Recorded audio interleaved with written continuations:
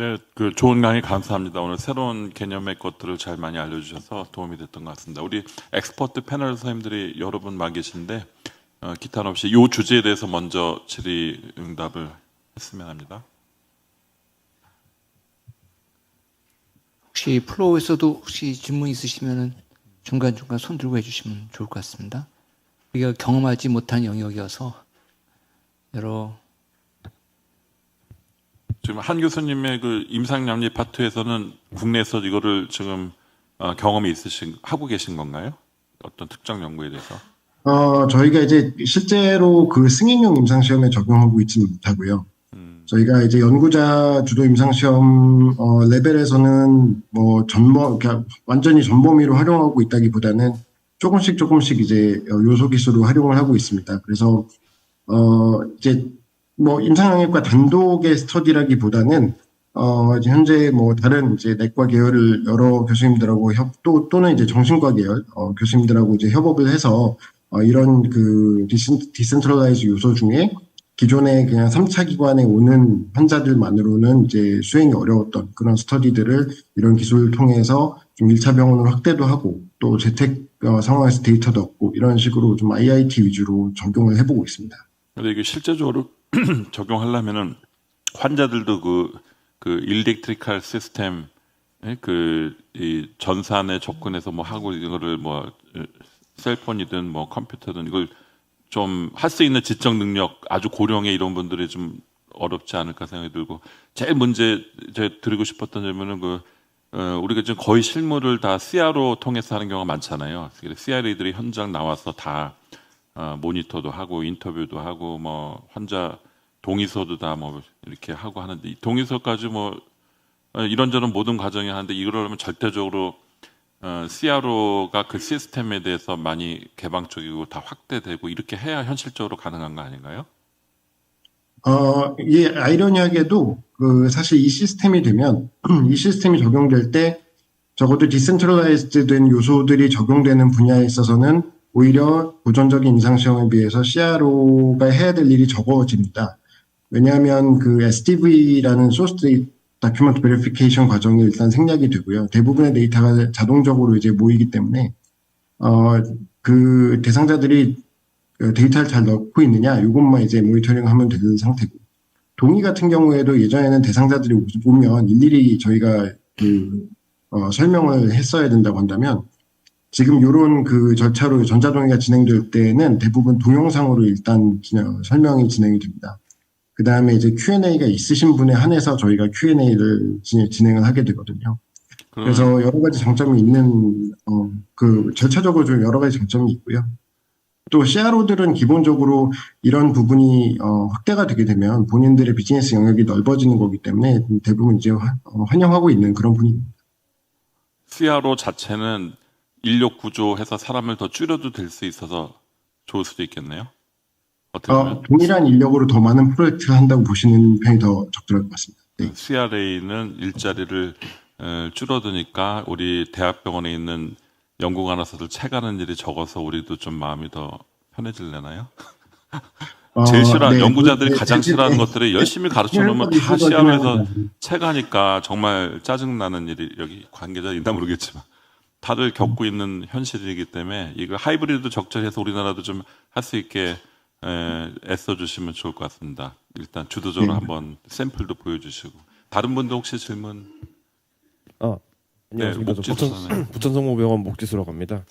저도 뭐 비슷한 맥락에서 여쭤보면은 혹시 환자분들이 훨씬 더 어떤 뭐 적극적으로 좀 더 롤이 많아지면은 사실 이게 뭐 안 하게 된다거나 아니면은 약간 참여를 귀찮아하신다거나 이제 그런 일이 좀 발생을 할 것 같은데 혹시 뭐 기존 임상 연구에 비해서 또 뭐 참여율이라든가 이제 이런 것들이 좀 떨어지는 편인지 이제 이런 거 좀 여쭤보고 싶습니다. 일단은 이런 기술이 이제 좀 더 적극적으로 적용된 쪽은 아무래도 이제 저희가 수행했던 이제 초기 임상 시험인데요. 현재까지 초기 임상 시험의 수행 결과를 곧 논문으로 낼 예정인데, 지금까지 수행 결과를 보면 부격 수능도나 참여율, 그 다음에 이제 드랍아웃 레이트 이런 것들을 전체적으로 다 봤을 때 기존에 이제 가끔씩 병원 비짓을 기반으로 하는 임상시험에 비해서 모든 지표에서 더 좋은 결과를 얻었습니다. 그래서 좀 귀찮은 부분도 있겠지만 어쨌든 임상 연구에 참여한다는 것이 대상자 스스로도 베네핏이 있고 또 컨트리뷰션 할 수 있는 부분이 있다라는 부분, 그런 그 인식 하에서 매일매일 뭐 너무 귀찮지 않은 범위 내에서 조금 이제 데이터 입력을 하거나 그렇게 되면 본인도 어떤 스스로 만족감이나 또 재미를 느낄 수 있는 부분도 있거든요. 그래서 그런 것들을 고려해서 저희가 시스템을 디테일을 살려서 개발을 한다면 분명히 좋은 효과를 많이 얻을 수 있을 것이라고 믿습니다. 네, 의정부성모병 임성민입니다. 좀 좀 너무 처음 접하는 영역이라 좀 우문일 수는 있는데 지금 말씀하신 대로 프리클리니컬이나 페이지 1에 참여하는 참여자들한테는 유리할 수가 있는데 저희가 주로 접하는 페이지 3, 4에서는 대부분이 환자들이다 보니까 여러 제약이 많은 게 현실인데 그냥 단적으로 여쭤보고 싶은 거는 다른 나라와 또 상황이 다른 우리나라 법적 제도 하에서 이게 진짜 몇 년 사이에 가능한 일인가요? 지금 이제 법과 관련해서는 그러니까 그 가장 큰 허들은 그겁니다. 이게 의료법의 적용 영역이 아니거든요. 그러니까 임상 연구는.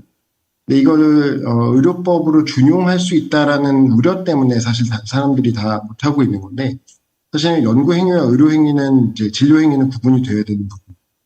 그래서 그 부분에 있어서 디피니션만 잘 이루어질 수 있다고 한다 그러면 저희는 뭐 급물살 탈 수도 있다고 생각을 합니다. 특히 사실은 금년에 식약처가 이거 관련해서 입장을 좀 발표를 하기로 했었는데 조금 딜레이가 되고 있어서 저희는 이제 한 1, 2년 사이에는 규제적으로 문제가 없을 거로 생각을 하고 있고 이제 환자와 관련된 부분에 있어서는 아까 말씀드린 것처럼 사실 환자들이 시험 기간에 와서 하는 어떤 액티비티는 아마 변화가 안 생길 것으로 생각이 됩니다.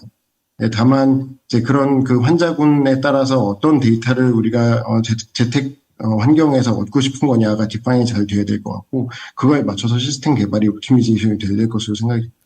네, 제가 딱 단적으로 생각했던 게 EMR에 저희 경과 기록하고 연구 기록이 지금 막 혼재해 있거든요.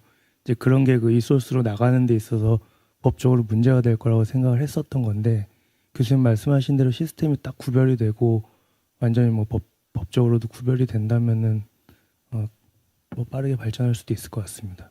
아무래도 미리 해본 미국이나 캐나다의 경험을 잘 적용해갖고 우리도 한번 하면은 못할 거 없지 않을까 생각이 드는데요. 시간 제한상 오늘 말씀 감사드리고요. 첫 번 우리 강의해주신 감사합니다. 김진석 교수님, 한번 우리 권 교수님, 전두수 교수님이 네.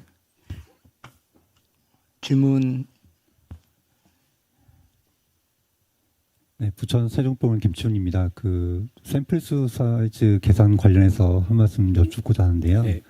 그 논문들을 보다 보면은 프로포셔널 해저드에 기반해서 샘플 사이즈 계산하고 디스커션을 하는데 서바이벌 커브로 보면은 전혀 그렇지 않은 연구들을 많이 볼 수 있잖아요. 심지어 그냥 크로스오버 해버리는 롱텀 PCI 버서스 캐비지도 그랬고 또는 하스페일러 환자처럼 초기의 이벤트가 좀 많은데 후기로 가면 스테이블한 커브 보이는 환자들도 있고 그런 연구들은 이론적으로는 다른 접근법을 택해야 하는데 현실적으로는 그냥 고식적인 아까 말씀하셨듯이 프로포션이든지 해저드 레이츠든지 그 두 개의 아슬아슬한 줄타기를 하고 있는 것 같습니다.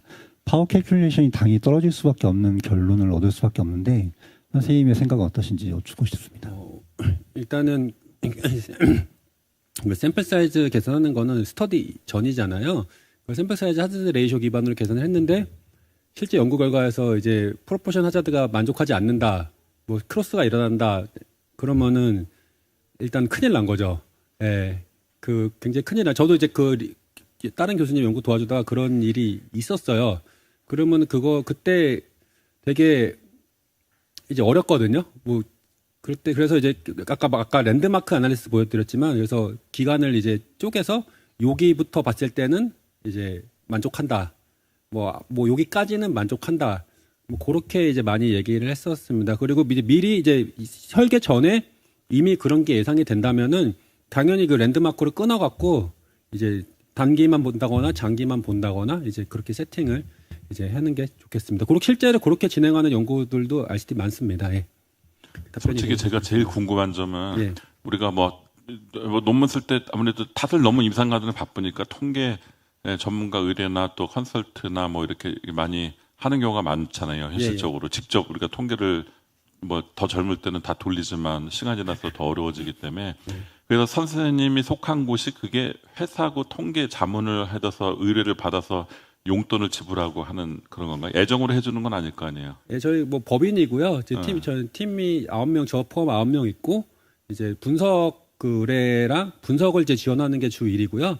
그다음에 이제 RCT 같은 경우는 뭐 분석도 하고 이제 분석을 이미 잘하시는 선생님들이 많기 때문에 분석이 된 거 검토하는 경우도 있고 그다음에 이제 리비전 때 이제 대응하는 경우도 있고. 그러니까 통계 전문가들이 모여서 만든 회사예요? 예방이야기라고 하신 분들이 보안이에요? 예, 일단은 뭐 예, 제가 열심히 하고 있고요. 그다음에 저희 이제 팀원들 열심히 키우고 있습니다. 예. 그러니까 의뢰를 받아서 예, 예. 하고 그걸로 회사 운영하고 이렇게 하시는 예. 그런 회사들이 많이 있나요?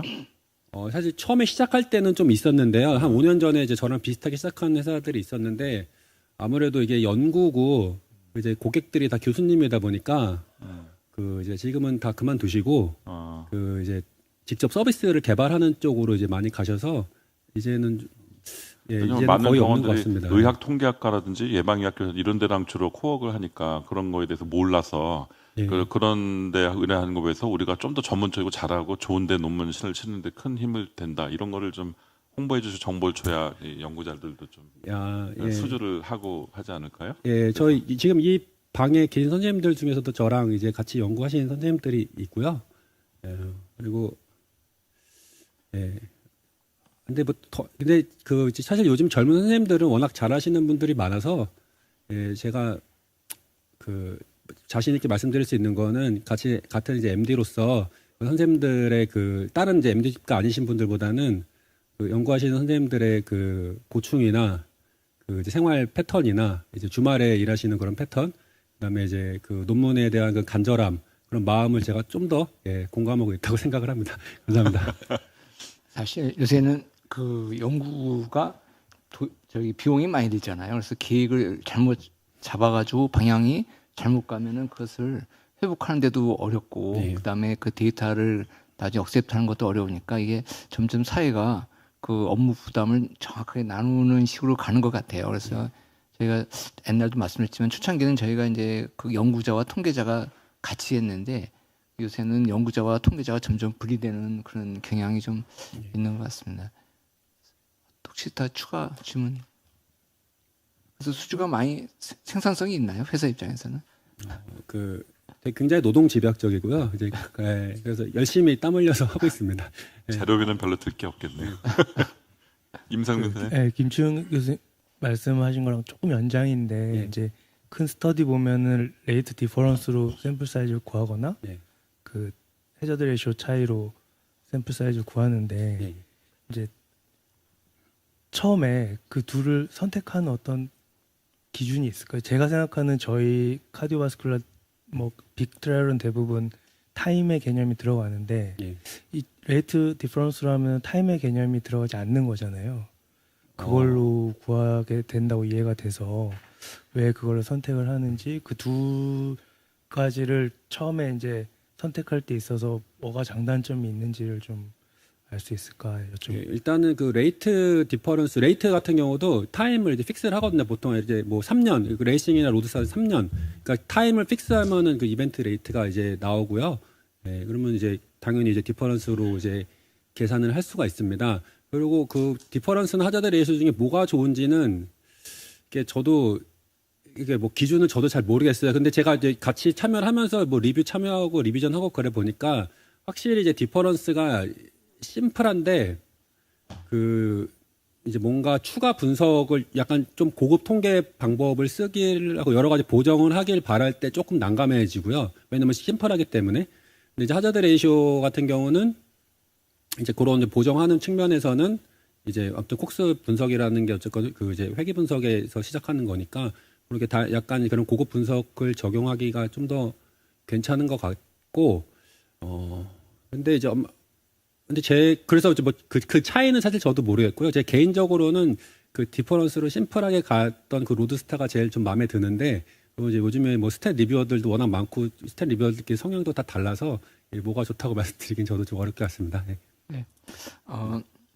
하여튼 그 런천 세션을 통해서 그 두 분의 연재를 모시고 우리가 통계에 대한 시야를 넓힐 수 있는 그 좋은 시간을 가졌던 것 같습니다. 그래서 아마 시간 더 있었으면 좋겠지만 시간이 제한돼서 요로서 런천 세션을 마쳐야 될 것 같습니다. 다시 한번 두 연자분 감사드리고 그 패널 다시 한번 감사드립니다. 이걸 마치겠습니다. 감사합니다.